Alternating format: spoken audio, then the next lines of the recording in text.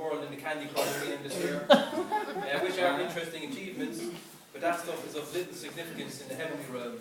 So let's turn to 1 Corinthians chapter 3. In the Bibles.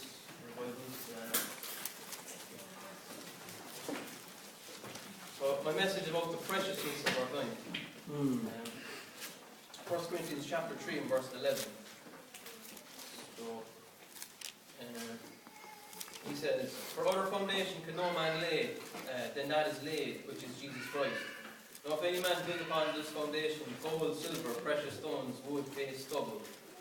So upon the foundation of Christ, which is our salvation, we can either build our lives on things that will burn up, represented here as wood, hay and stubble, or we can build our lives on things that are of eternal value, represented here as gold, silver and precious stones. And we go on to verse 14. It says, "If any man's work abide, which he hath built thereupon, he shall receive a reward. But if any man's work shall be burned, he shall suffer loss, but he himself shall be saved, yet so as by fire." So after all our new years on earth eventually run out, and when we will be judged at the judgment seat of Christ, all of our doings that are categorized as wood, hay and stubble, things that are of no eternal value, will be burned up and will come for nothing throughout all ages to come.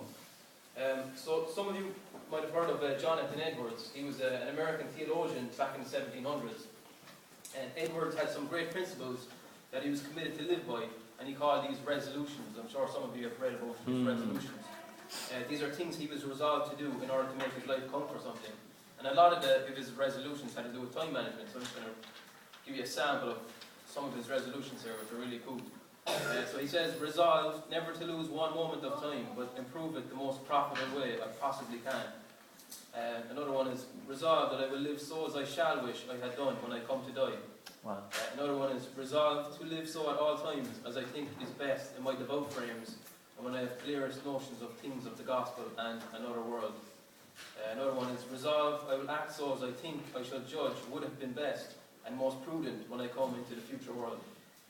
Another one is, "I frequently hear persons in old age say how they would live if they were to live their lives over again. Resolve that I will live just so as I can think I shall wish I had done, supposing I lived to old age." So he didn't want to have any regrets about his time management. And the last one is, "Resolve to endeavour to my utmost to act as I can think I should do if I had already seen the happiness of heaven and hell torments." Wow. So, and I think we could accomplish much more for God's honour if we applied these principles into our lives as well. In Psalm 90 verse 12, Moses asks God to teach us to number our days. Some of you are familiar with this verse. So teach us to number our days that we may apply our hearts unto wisdom.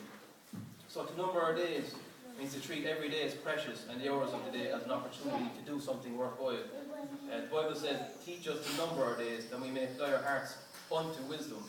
The reason we are to diligently take account of our time here on earth is so that we can do what's wise, what's beneficial, what's profitable. So not that we should apply our hearts just to hobbies or Facebook or sports and stuff like that, but rather that we apply our hearts to wisdom. So I'm sure each of us here has something wise in our hearts that we know we ought to do, but maybe you haven't got around to doing it yet. You know, perhaps it is to gain victory over a sin or addiction. Perhaps it is to start treating your family better. Maybe it is to develop a vibrant prayer life. Or perhaps it is to make things right with a family member or a friend. Or perhaps it is to preach the gospel to someone in particular. Or perhaps it is to open the Bible and actually read it for yourself. Or perhaps it is to enter a ministry in the church to serve God there. Or perhaps it's even to place your faith in Jesus for eternal salvation. Amen. So why wait any longer? You know, we don't have any guarantee of tomorrow.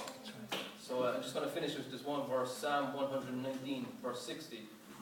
The psalm says, "I made haste and delayed not to keep thy commandments." Wow. So make haste and don't delay any further. Just do right things and do valuable things. That's my message. Excellent.